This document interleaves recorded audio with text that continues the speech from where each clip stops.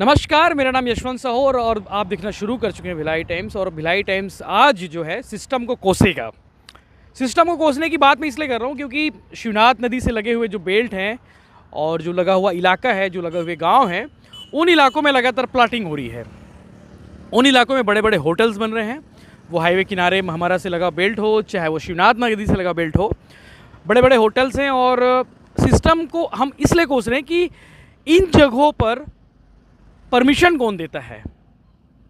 जवाब एक ही है, टाउन एंड कंट्री प्लानिंग।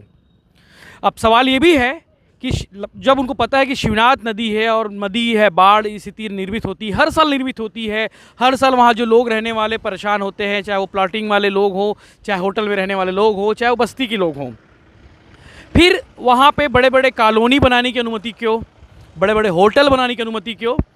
ये सवाल कल से उठ रहे हैं जब हमने इसकी वीडियोस डाले, जब हालात बताया कि शिवनाथ नदी से का जलस्तर बढ़ गया है, 4 जलाशयों से पानी छोड़ा गया है। जलाशयों से पानी छोड़ने के बाद स्थिति बहुत बद से बदतर है। उसके बाद कई लोग कमेंट भी किए और कई लोग इस पर सवाल उठाए कि आसपास जो लगातार प्लॉट कट रहे हैं, प्लॉटिंग हो रही है, कॉलोनी बस रही है, उन्हें अनुमति क्यों दी जा रही है जब उन्हें पता है कि बाढ़ग्रस्त क्षेत्र है, नदी से लगा हुआ बेल्ट है, पर्यावरण को नुकसान हो सकता है या फिर कॉलोनी बनने से उस नदी को नुकसान हो सकता है फ्यूचर में। तो परमिशन क्यों? सिर्फ इसलिए क्योंकि मोटी मोटी रकम लेकर उन्हें अनुमति दे दी जाती है, टीएमसी दे दी जाती है, टाउन एंड कंट्री अप्रूवल दे दी जाती है, और महंगे महंगे दाम पर प्लॉट बेचे जाते हैं। लोगों को सपना दिखाया जाता है कि रिवर व्यू आपको दिखने को मिलेगा, शिवनाथ नदी का व्यू दिखेगा। अरे भैया, जब हर साल बारिश में बाढ़ आ जाएंगे तो उस व्यू का क्या करोगे आप? बड़े बड़े सांप निकल जाएंगे, बड़े बड़े कीड़े मकोड़े निकलेंगे, तो उस व्यू का क्या करोगे?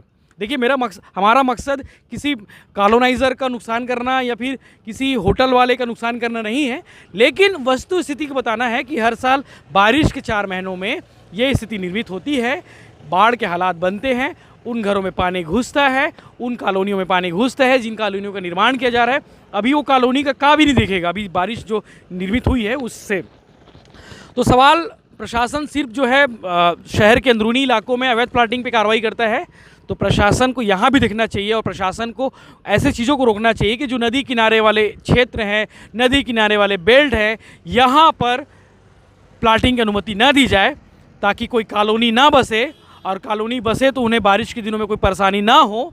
इन सब चीज़ों को देखना चाहिए, इन सब चीज़ क्रोनोलॉजी को समझना चाहिए। लेकिन मोटी रकम लेकर उन्हें अनुमति दी जाती है। सिस्टम के जो लोग बैठे हुए हैं, जो जिम्मेदार लोग होते हैं, वो घालमेल करते हैं और अपना सेटिंग करके अपने लोगों को, अपने चहेतों को अपने फ़ायदे के लिए लोगों की जान मुसीबत में डाल देते हैं। उन्हें अनुमति दी जाती है, अनुमति दी जाने के बाद उनको वो कॉलोनी बस जाता है, कॉलोनी बसने के बाद लोग रहते हैं, लोग रहने के साथ शहर बस जाता है।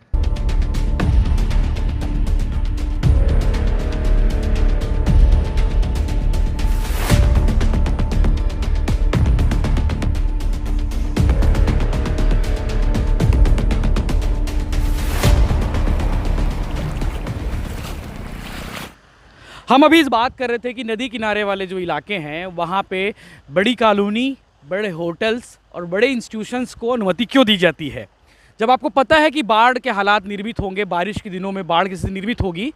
तो मैं अभी जिस वक्त मौजूद हूँ, के मोदी यूनिवर्सिटी है, कहा जाता है कि बड़ी यूनिवर्सिटी में इसका नाम है के मोदी।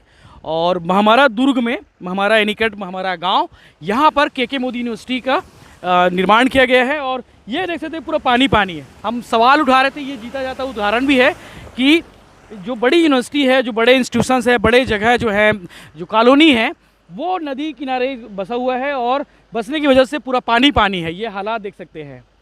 ये के मोदी यूनिवर्सिटी है और के मोदी यूनिवर्सिटी डूब चुका है अभी यहाँ पे बारिश की वजह से। तो ये सवाल वही है कि जब आप कॉलोनी बसा दोगे, कॉलोनी में लोग आएंगे तो बारिश में वो बाढ़ की स्थिति निर्मित होगी, बाढ़ की स्थिति निर्मित होगी तो उन्हें बचाने की जिम्मेदारी प्रशासन की होगी।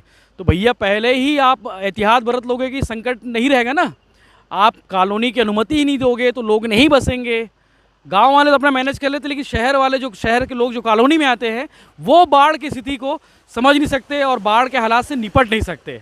इसलिए प्रशासन को पहले ही चाहिए कि ऐसे चीज़ों को अनुमति देख कर दे, और हो सके तो नदी किनारे वाले जो इलाके हैं वहाँ पे अनुमति ना दे।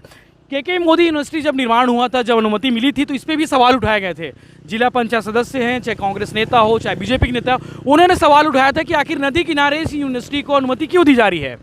लेकिन खैर ठीक है, प्रशासन, मैंने पहले कहा था कि मोटी रकम लेकर, चाहे वो बड़ी कॉलोनी वालों को अनुमति दी जाती हो, चाहे उन्हीं में से शायद के मोदी भी हो, हम आपको अपडेट देते रहेंगे। धन्यवाद।